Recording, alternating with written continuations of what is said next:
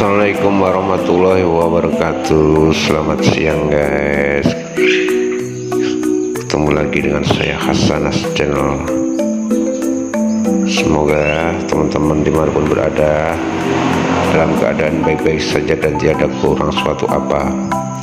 Kali ini saya melakukan perjalanan yaitu ke sebuah waduk yang berada di Kecamatan Jeruk Legi, Kabupaten Cilacap, yaitu Waduk Kubang Kangkung.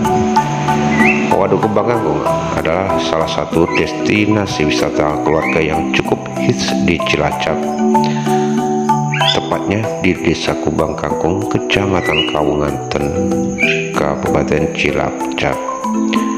Kawasan wisata Waduk Kubang Kangkung berada di tengah hutan karet dan pinus, sehingga memiliki udara yang tidak terlalu panas. Juga kawasan ini tepi di jalan raya, yaitu jalan dari Jeruk Legi menuju ke arah Sidareja. Pas banget kan untuk mengajak anak-anak berlibur, apalagi banyak wahana yang dapat kamu coba. Wisata di Cilacap yang satu ini baru dibuka untuk umum pada tahun 2014 dan berdiri di lahan milik pemerintah. Konon katanya air di Waduk Kubang Kangkung tidak pernah mengering meski kemarau melanda. Berbicara tentang sejarah, waduk ini berkaitan dengan nama danau atau waduk yang sekilas ada nama kangkungnya. Hal ini konon katanya pada zaman dulu tempat ini banyak ditumbuhi kangkung.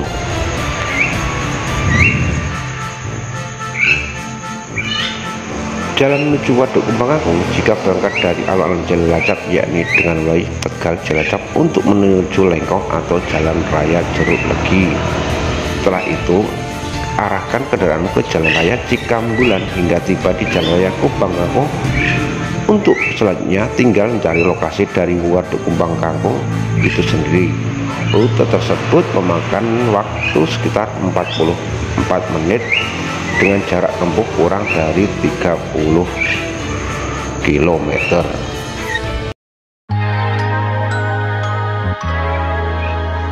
Legenda Waduk Kubang Kangkung. Desa Sawangan adalah desa yang sangat makmur di kala waktu itu. Desa ini merupakan bagian wilayah Jeruk Legi. Keamanan dan ketentramannya akan didapatkan bagi orang yang tinggal dan menetap di desa itu.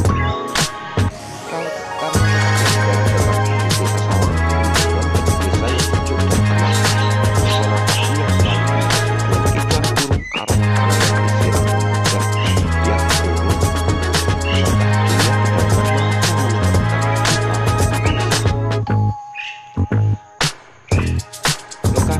yang turun dataran tinggi. Oleh karena itu sistem cocok tanam digunakan desa ini adalah sistem lakukan berbulan. Konon kabarnya desa tersebut pernah dikepalai oleh seorang demang bernama Demang Wangsananda. Demang ini dikenal sebagai pemimpin yang berjalan tengah, pekerja keras dan selalu melayani rakyatnya.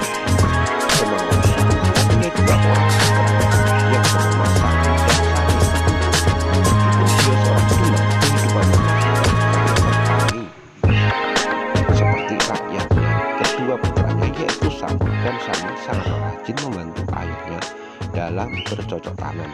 Mereka tidak sombong dan gemar menolong penduduk warga.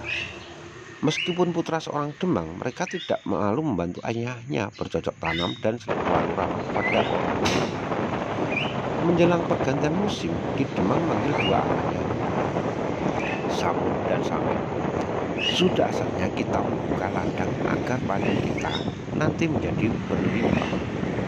Bapak rasa ladang kita sekarang ini tidak banyak hasil yang bisa didapat. Saya rasa memang seperti itu Bapak. Tahun ini hasil panen kita sangat dikit. Bukan begitu, Dek Samin? Ya Bapak, apa yang dikatakan oleh Kang Samun memang benar. Jika kita teruskan ke sawah ladang yang sekarang ini bisa-bisa kita merugi. Baiklah, karena kalian sudah setuju, mulai besok berangkatlah kalian ke hutan. Kalian amati wilayah mana yang sekiranya bagus untuk bersawah. Jika tempat yang kalian temukan tidak jauh dari mata air. Baiklah Pak, besok pagi saya akan berangkat dengan Samin. Kemudian Samin berangkat berangkat ke hutan untuk menjatuhkan bercocok tanam. Setelah setengah hari mereka berputar-putar menyusuri hutan, sampailah mereka pada tempat yang merasa sangat bagus dan cocok untuk semua jenis tanaman pertanian. Tempat itu adalah hutan ecek di daerah Kubang Kangkung.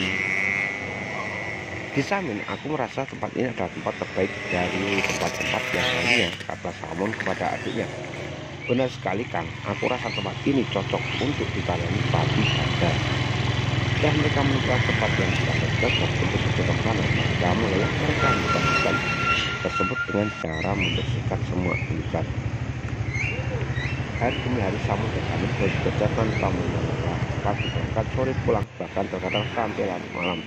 Mereka baru tiba di rumah. Suatu hari, di saat mereka bekerja, tiba-tiba Samin melihat sebutir telur besar yang berada di semak-semak hutan tersebut.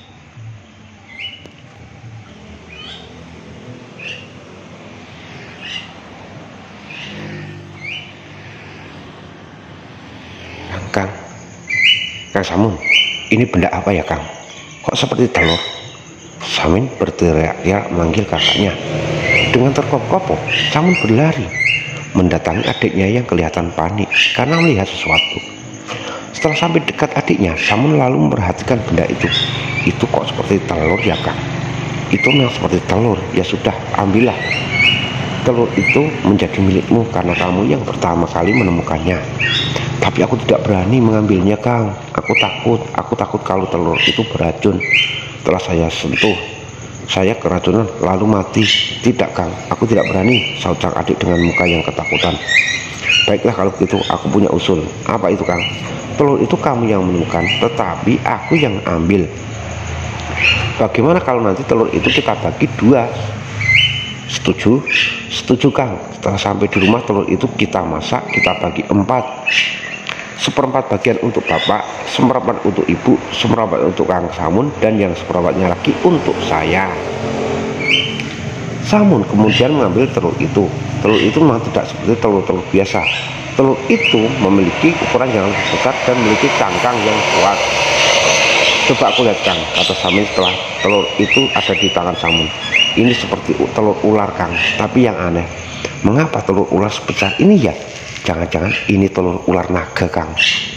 Apa tidak lebih baik kita tinggalkan saja, Kang? Ah, kamu ini, Samin, biarpun telur ular, kalau sudah dimasak yang tetap enak. Lalu mereka pulang ke rumah dengan bawa telur itu. Sampainya di rumah, telur itu diperlihatkan kepada bapaknya, Ki Demang. Ki Demang heran, baru kali ini dia melihat telur sebesar itu. Lumayan untuk lauk makan malam kita, Bapak, kata Samun. Mengapa tidak kamu kembalikan saja, Samun? Kasihan yang punya telur pasti kebingungan mencarinya. Jangan, Bapak, ini rezeki ya saya dan Samin. Juga rezeki Bapak, kita tidak usah susah-susah lagi mencari lauk untuk makan malam. Bukan begitu, Samin? Ya, Kang. Tapi tidak ada salahnya jika kita mengikuti perintah Bapak. Tanpa mempedulikan nasihat dari orang tua dan adiknya, Samun kemudian masak telur yang ia temukan di hutan. Setelah matang, dicicipinya telur itu. Wah, enak banget rasanya telur ini. Daripada aku bagi-bagi dengan Bapak dan Samin, mendingan aku makan semua saja telur ini. Sayang kalau untuk dibagi karena rasa telur ini sangat enak, kata Samun dalam hati. Setelah melahap semua telur yang dimasaknya, Samun kembali ke ruang tengah rumahnya di tempat berkumpul seluruh keluarganya. Kang Samun, sudah kamu masak telur yang kita temukan tadi? Tidak jadi aku masak, sesuai dengan anjuran Bapak dan anjuranmu. Telur tadi aku buang, jawab Samun berbohong. Oh, baguslah kalau seperti itu, Samun. Nah, karena besok kalian masih harus membuka lahan, istirahatlah kalian, tidur yang nyenyak agar besok pagi tubuh kalian kembali segar dan tenaga kalian pulih kembali. Kesok harinya, Samun dan Samin kembali melakukan rutinitasnya. Mereka kembali ke hutan dan membersihkan tanah yang akan dijadikan ladang dari semak dan belukar. Pada saat membersihkan semak dan belukar, tiba-tiba tubuh Samun terasa sangat panas. Tenggoroknya seperti terbakar api. Lalu ia berlari meninggalkan Samin menuju ke waduk yang letaknya tidak jauh dari lahan yang akan mereka buka. Kang Samun, kamu mau kemana? Samun tidak mempedulikan panggilan adiknya. Dia tetap berlari dan terus berlari menuju ke waduk untuk mendingin tubuh dan tenggorokannya. Setelah sampai di tepi waduk, Samun langsung mengambil air dan minum air waduk itu. Akan tetapi keanehan terjadi. Setelah minum air waduk itu, rasa panas yang dialami tidak hilang, melainkan malah semakin menjadi. Loh, mengapa tubuhku menjadi panas sekali? Padahal aku sudah minum air itu untuk mendinginkannya. Kembali Samun meminum air waduk itu. Namun betapa terkejutnya Samun setelah ia minum beberapa teguk yang melihat tubuhnya keluar sisik. Samun sangat ketakutan dengan perubahan yang terjadi pada tubuhnya. Ia pun melihat wajahnya di dalam air waduk yang jernih itu. Betapa terkejutnya dia karena seluruh wajahnya sudah dipenuhi sisik. Hah, mengapa dapat seperti ini? Mengapa wajah dan seluruh tubuhku dipenuhi dengan sisik seperti ini? Samun sangat ketakutan dan panik melihat perubahan tubuhnya. Mengapa rasa panas ini tidak kunjung hilang? Padahal aku sudah minum air banyak. Karena tidak kuat menahan rasa panas di tubuhnya, Samun lalu menjeburkan diri ke dalam waduk. Pada saat itu juga tubuhnya berubah menjadi ular yang sangat besar atau naga. Telah berubah menjadi ular, ia pun bersedih dan terus menangis meratapi nasibnya karena perbuatannya sendiri. Ia pun tidak dapat pulang ke rumah karena malu dengan keadaan yang telah berubah wujud menjadi ular. Samin masih menunggu kakaknya di dalam hutan. Dalam hati Samin bergumam, mengapa kakang Samun meninggalkanku sendirian dengan pekerjaan yang berat ini? Mengapa dia tidak pulang ke rumah, tidak memberitahuku? Samin masih tetap menunggu kakaknya sambil mengerjakan hal yang bisa ia kerjakan. Sampai matahari condong ke arah barat, Samun belum juga muncul.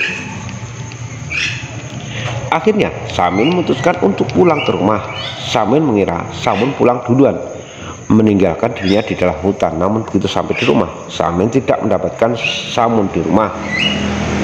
Keesokan harinya Samin bergegas menuju ke hutan, tapi sampainya di hutan dia tidak menjumpai kakaknya tersebut.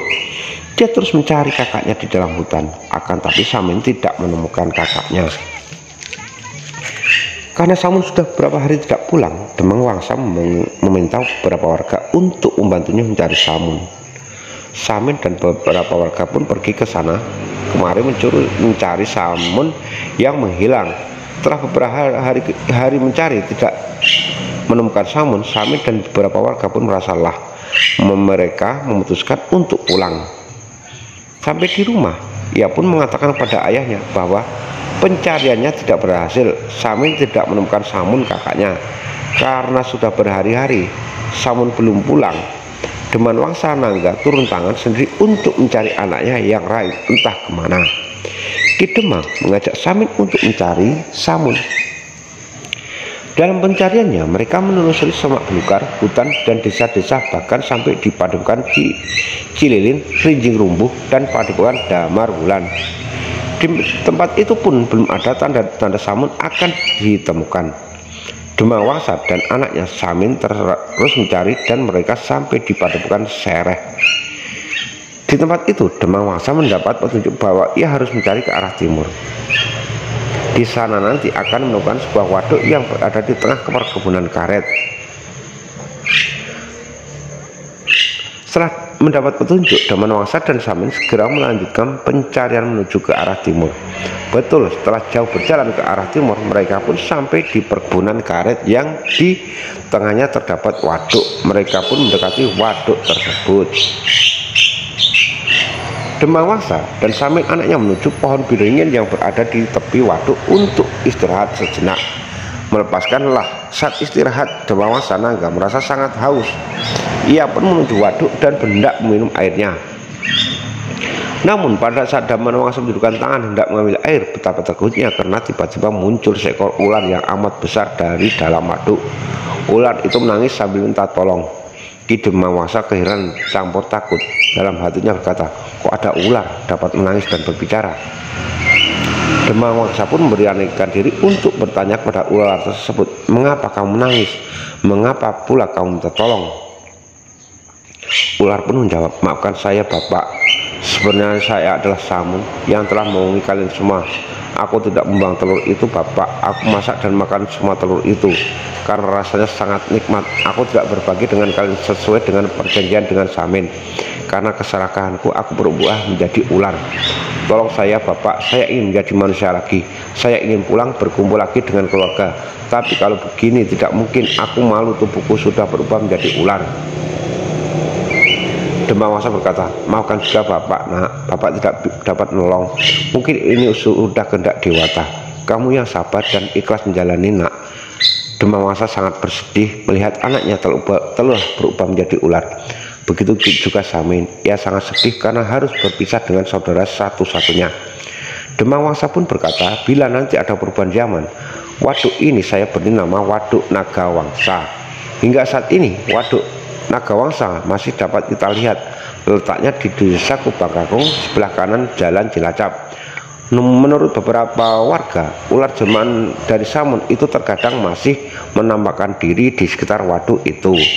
Dan di sini, di waduk Kubangkangkung inilah naga jelmaan dari Samun itu berada sampai sekarang, dan kadang-kadang masih bisa menampakkan diri kepada orang-orang tertentu.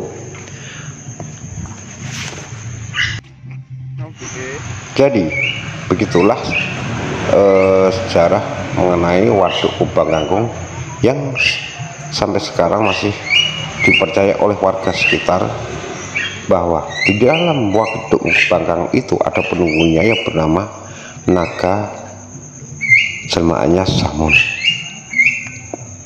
Cerita ini sama juga dengan ceritanya Joko Poleng, yaitu legendanya Kabupaten Brebes.